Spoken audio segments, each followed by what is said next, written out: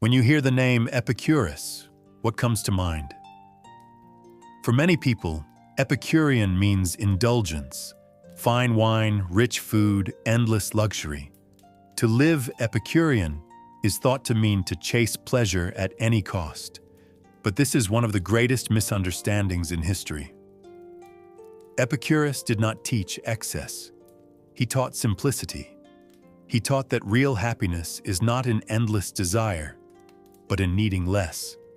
Not in indulgence, but in friendship, peace of mind, and freedom from fear. Tonight, let's step into the quiet garden Epicurus created more than 2,000 years ago.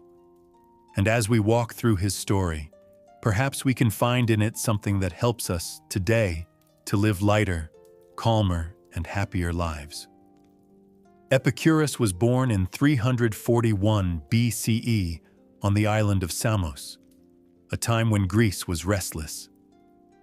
The great philosophers, Socrates, Plato, and Aristotle, had already shaped much of Greek thought, but their philosophies often felt distant, concerned with grand metaphysics, complex theories, and debates about the cosmos. Epicurus saw a different need. He looked around at ordinary people, men and women burdened by fear of the gods, fear of death, endless striving for wealth and power, and he asked, "How can philosophy make life better here and now?" So he created a school not in marble halls, but in a simple house and garden in Athens. The garden, as it became known, welcomed not just elite men, but also women, freed slaves, and outsiders. It was a place where people could live simply, share meals, discuss ideas, and free themselves from unnecessary fears. The lesson here is immediate. Happiness is not about status. Epicurus's philosophy was for everyone, regardless of wealth or birth. In our own lives, too, we don't need privilege or perfection to begin seeking peace. We begin wherever we are. At the heart of Epicurus's teaching was pleasure, but not the way we imagine it. He divided pleasures into two kinds. The first was fleeting pleasure, luxury foods, indulgence, fame, and material goods. These might feel good for a moment, but they never last. They create new cravings, new emptiness, new restlessness. The second kind was lasting pleasure, freedom from fear, freedom from pain, the quiet joy of friendship, the satisfaction of a simple life. This, Epicurus said, is true happiness. Think about your own life. How many times have you bought something, eaten something, or achieved something, only to feel the joy vanish quickly, replaced by a craving for more? Epicurus warned against this cycle. He taught that happiness is not piling on pleasures, but learning to be content with little. Epicurus gave his followers a simple guide to life, called the Tetrapharmakos, the four-part cure. It was like a medicine for the soul. Don't fear the gods. The gods, if they exist, are not angry rulers who punish us.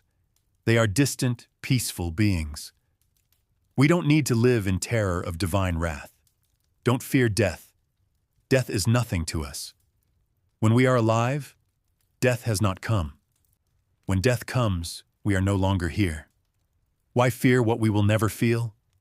What is good is easy to obtain. Bread, water, a safe place to rest, a friend to share it with. These are the essentials, and they are simple.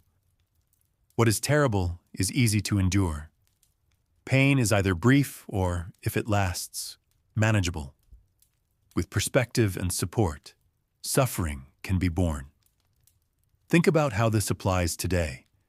We fear things we cannot control. We fear death so much that we forget to live.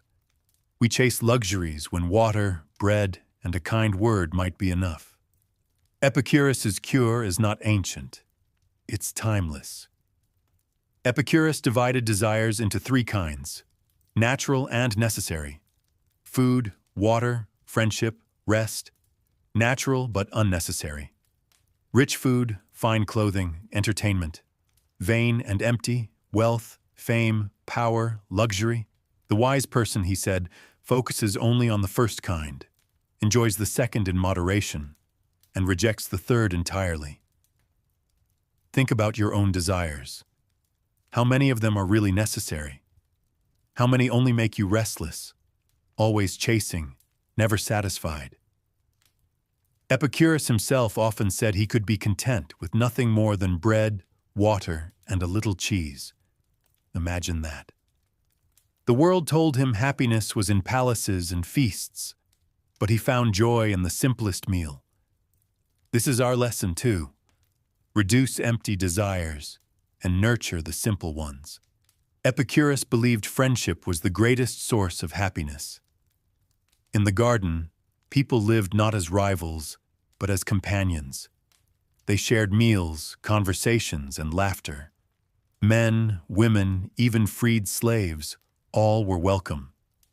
Why did he value friendship so highly? Because friends free us from fear.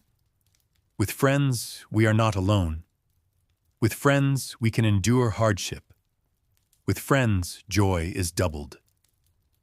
Epicurus even said, "Of all the things which wisdom provides to make life entirely happy, much the greatest is the possession of friendship."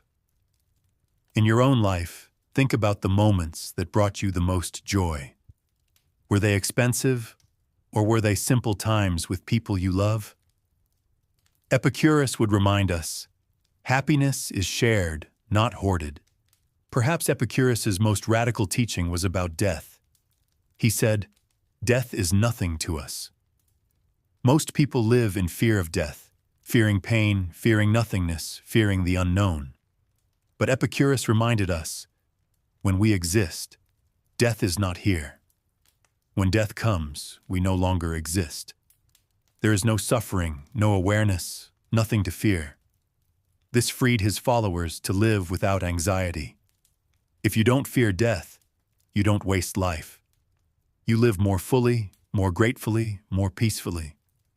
Ask yourself, how much of your anxiety comes from fearing things that haven't happened yet? Epicurus's lesson is to stop waiting for the perfect time and to live now. Not everyone admired Epicurus. The Stoics thought him too focused on comfort. Others accused him of indulgence. Later, Christians portrayed him as a symbol of sin and excess. But these were misunderstandings. Epicurus did not preach endless luxury. His students lived quietly, often with very little. They pursued wisdom, friendship, and calm. The lesson is clear. When you live simply, people who chase excess may not understand you. They may even mock you. But happiness is not measured by the opinions of others. What was life like in Epicurus's garden? It was not filled with banquets. It was filled with quiet meals of bread, olives, figs, and water. It was filled with conversations about philosophy, laughter between friends, moments of reflection under the trees.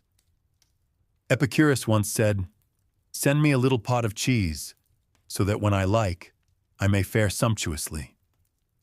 For him, even a bit of cheese was a luxury. This is a powerful reminder. Joy is not in extravagance, but in appreciating the ordinary. What simple rituals in your life bring peace?